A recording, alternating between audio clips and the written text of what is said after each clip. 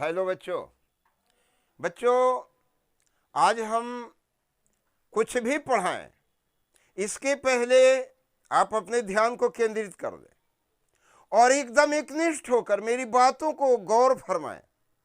सबसे पहले हम आपको एक छोटी सी घटनाक्रम बतलाने जा रहे हैं।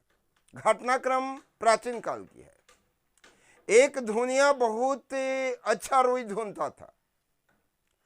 उसी राज्य की राजा को जब यह बात मालूम हुई, राजा ने एक जहाज रुई मंगवाया और धुनिया को बतलाया कि पूरा रुई तुमको धुन देना है। बस क्या था, धुनिया रुई की बात सुनते ही गिरकर बेहोश हो गया। दवा होने लगी, होते होते सारे वैद्य थक गए, लेकिन दवा का प्रभाव उसके ऊपर नहीं चल रहा था। और एक दिन वैद्यों ने जवाब दे दिया, वह चंद दिनों का मेहमान है, यह धुनिया मरने ही वाला है। और तब एक मनोवैज्ञानिक गया और कहा मैं उसको जिंदा कर दूंगा। और कुछ बातें लोगों को समझाया, कुछ साथियों के साथ गया और कुछ देर के बाद उसने कहा, दोस्त मालूम है एक अजीब सी घटना हो गई। राजा ने एक जहाज रुई मंगवाया था, उस रुई में आग लग गई, पूरा जहाज जलकर नष्ट हो गया। वह धुनिया उठ खड़ा हुआ, कहा क्या सचमुच रुई जल गई? मेरा रोग सही लग रहा है। अब मैं चाहता हूं कि मुझे कुछ भोजन जल दिया जाए। भोजन जल दिया गया, वो कुछ दिनों में स्वस्थ हो गया। राजा मुलाकात करने गए, कैसी तुम्हारी तबीयत है? कहा महाराज तबीयत तो ठीक है, लेकिन मन नहीं लग रहा है। कुछ रुई ढूंढने के लिए मिल जाता, कहीं जहाज में तो आग लग गई है, थोड़ा सा रुई तुम्हें कहीं से इंतजाम करवाता हूँ। अगले दिन राजा गए, कैसा तबीयत है? कहा महाराज तबीयत तो बहुत बेहतरीन है, लेकिन रुई जो मिला ढूंढने के लिए बहुत कम मिला, हम बहुत ज्यादा रुई ढूंढते हैं, थोड़ा और अधिक रहता। राजा ने कहा बहुत परिश्रम करना पड़ेगा। लाते हैं कहीं से रुई, और राजा ने बहुत ढेर सारा रुई उसी जहाज से, वास्तव में जहाज जला नहीं था, उसको रोग ठीक करने के लिए मनोवैज्ञानिक ने ऐसा खेल खेला था।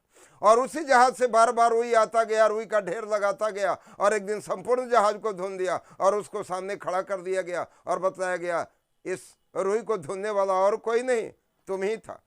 तो व्याकरण, इस व्याकरण की पढ़ाई में मैं इन बातों को क्यों दे रहा हूं? मैं इसलिए दे रहा हूं कि व्याकरण थोड़ा सा जटिल विषय है। थोड़ा सा जटिल विषय है क्योंकि बच्चे बहुत कम व्याकरण पर ध्यान देते हैं, ग्रामर पर कम ध्यान देते हैं, और इससे जटिल है। जब बार बार आप थोड़ा थोड़ा अभ्यास करेंगे तो ये बिल्कुल सरल और सरस बन जाएगा। तो बच्चे, हम हिंदी को बिल्कुल सरस और सरल बनाएं। कैसे बनाएं बच्चों? अपने टॉपिक पर आए। सबसे पहले आप ऊपर में हेडिंग देखें, क्या लिखा हुआ है? हिंदी भाषा की उत्पत्ति। हिंदी भाषा की उत्पत्ति कैसे हुई, हिंदी भाषा का विकास कैसे हुआ, सबसे पहले हम इस पर गौर फरमाएंगे। तो हम तमाम विश्व की भाषाओं को जब एक साथ मिलाकर देखते हैं तो सभी भाषाओं में विभिन्नताओं के बावजूद कुछ न कुछ एक रूपता पाई जाती है। और इससे विद्वानों ने अनुमान लगाया है कि पूर्व काल में मनुष्य कहीं एक ही जगह पर इकट्ठे थे। जब हमारी जनसंख्या कम थी तो लोगों का ऐसा अनुमान है कि मध्य एशिया में लोग बटे हुए थे, रहते थे।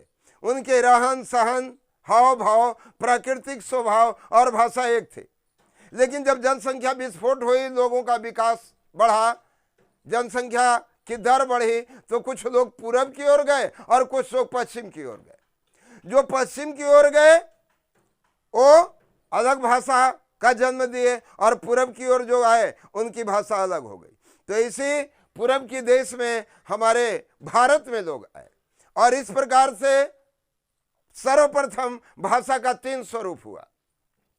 सबसे पहले आर्य भाषा, जिस आर्य भाषा में सर्वप्रथम संस्कृत भाषा, इस संस्कृत भाषा से प्राकृत भाषा, प्राकृत से अंग्रेजी, फारसी, यूनानी, लैटिन आदि अन्य भाषाओं का जन्म हुआ। और दूसरी भाषा जो बनी, मध्य की भाषा, वो सामी भाषा बनी, जिससे इब्रानी, अरबी और हबसी भाषा का निर्माण हुआ। और तीसरी भाषा जो बनी वह भाषा थी तुरानी भाषा, जिसमें मुगली, चीनी, जापानी, द्राविड़ी और तुर्की आदि भाषाओं का जन्म हुआ। अब यहीं पर मतभेद उत्पन्न होता है। भाषा के क्षेत्र में विद्वान पश्चिमी जगत वाले कहते हैं सबसे पहले हमारी इब्रानी भाषा थी, कुछ विद्वान कहते हैं नहीं हमारी मुगली भाषा थी, कुछ कहते हैं चीनी थी, कुछ द्राविड़ी थी। लेकिन भाषा की उत्पत्ति से पहले जब मानो किसी भाषा का उपचार नहीं किया था, उस समय भी हमारे यहाँ ऋषि और महर्षि यज्ञ किया करते थे और उन यज्ञ में वैदिक भाषाओं का निर्माण था।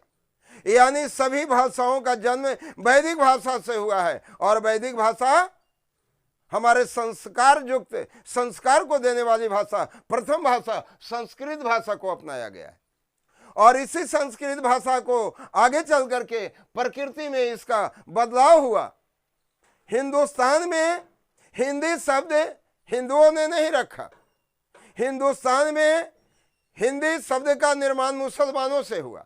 मुसलमान ने इसे हिंदवी कहते थे। हिंदवी या हिंदरानी अनेकों तरह से हिंद से ही जुड़ा हुआ भाषा का नाम दिया जाता था। लेकिन बाद में जब फारस के लोग आए, तुर्की के लोग आए, अन्य जगह के लोग आए, तो इसमें क्या किए कि हिंदी में अरबी और फारसी को अधिक मिलाना शुरू किया और जब अधिक मिलाना शुरू किया तो भाषा विकृत हो गई, लोगों में थोड़ा बिखराव हुआ और मुसलमान भाइयों ने इससे अलग भाषा उर्दू भाषा का निर्माण कर दिया और हिंदुस्तान के हिंदुओं ने इससे खड़ी बोली का निर्माण कर लिया, जो खड़ी बोली आज भी है और खड़ी बोली से ही हिंदी का निर्माण हुआ, हिंदी का निर्माण हुआ। तो हम आपको ये बता दिए कि हिंदी का निर्माण हमारे आर्य भाषा से हुआ है। हमारी सबसे प्रथम भाषा आर्य भाषा थी। भाषा की उत्पत्ति के बारे में अनेक विद्वान, एक विद्वान नहीं अनेक विद्वान हैं। भोला शास्त्री हैं, इसके बाद आपके तिवारी जी हैं, सुमन जी हैं, अनेकों प्रकार के ऐसे ऐसे विद्वान हैं जिनकी परिभाषाएं व्याकरण में भी आप आकर के देखेंगे तो परिभाषाएं भिन्न भिन्न मिलती है। और हम जब व्याकरण के हमारे सामने बुक चलता है तो चाहे प्राइवेट हो या सरकारी हो, सरकारी विद्यालयों में तो करीब करीब एक व्याकरण अपनाए जाते हैं, लेकिन प्राइवेट विद्यालय, जितने भी प्राइवेट विद्यालय हैं, सब अगले अपने अपने प्रकाशन के अलग अलग बुक मंगवाते हैं और जिस विद्वान की जैसी व्याकरण की किताब होती है अपनी अपनी परिभाषा अलग अलग देते हैं और बच्चे इसमें थोड़ा सा उलझ जाते हैं। तो बच्चे हम उलझे नहीं, हम उलझे को सुलझाएं। अगर हम उलझ जाएंगे तो व्याकरण बनेगा ही नहीं। और सबसे पहले व्याकरण हमारे लिए कोई बहुत बड़ी चीज नहीं है, क्योंकि व्याकरण भाषा को नहीं बदल सकता है। भाषा का क्षेत्र बड़ा ही व्यापक है। जैसे सर्वप्रथम जब भाषा का निर्माण नहीं हुआ था तो एक ही वस्तु को भिन्न भिन्न स्थानों पर भिन्न भिन्न नाम से जाना जाता था। एक स्थान पर के रहने वाले लोग तो उस वस्तु का नाम जानते थे, लेकिन दूसरे स्थान पर जाने के बाद जब दूसरे शब्द में उस वस्तु का प्रयोग होता था तो लोगों को बड़ा परेशानी का सामना करना पड़ता था। और विश्व की तमाम अनेक प्रकार की एक ही सामान को, एक ही वस्तु को अनेक नामों से जाना जाएगा तो भाषा का आदान प्रदान नहीं होगा। और भाषा का आदान प्रदान करने के लिए व्याकरणाचार्यों ने उसे व्याकरण में बांधा ताकि एक रूपता हो। एक रूपता लाने के लिए व्याकरण का निर्माण हुआ, नहीं तो व्याकरण का कोई औचित्य ही नहीं है। बस इतना ही औचित्य है और हम व्याकरण को बहुत जटिल भाषा मान लेते हैं। हम सारे विश्व के लोग एक पटल पर आकर हम विचारों का आदान प्रदान कर सके, चाहे मौखिक हो, चाहे लिखित हो या सांकेतिक हो। हम दूसरे के विचारों को, भावों को अहमियत दें, उसे समझें और अपने विचारों को दूसरों तक प्रकट करें। इससे हम व्याकरण का निर्माण किया। तो व्याकरण एक शास्त्र कला है। आप कहेंगे शास्त्र कैसे? तो व्याकरण में हम भाषा की विविध उत्पत्ति, विकास और उसके कार्य प्रणाली के बारे में जानते हैं। इससे जो हमें नियमों से अवगत कराता है, इससे वह शास्त्र हुआ। और इसका प्रयोग कब, कितना और कहाँ, कैसे किया जाता है, इसका प्रयोग जो बताया जा रहा है बच्चे, इससे यह कला हुआ। और कला ही जीवन है और जीवन ही कला है।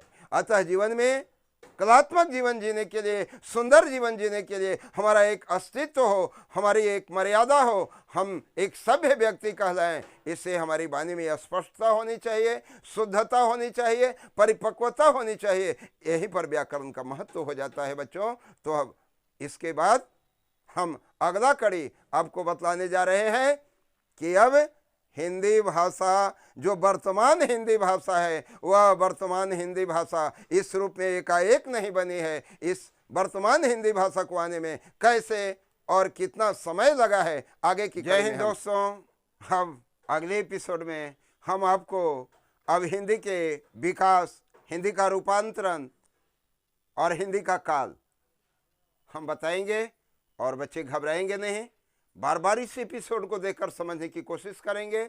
और इसके बाद भी अगर आपको समझ में ना आए तो कमेंट बॉक्स में भेजेंगे, जो भी दुविधा होगी, दिक्कत होगी, उसका समाधान किया जाएगा। जय हिंद दोस्तों।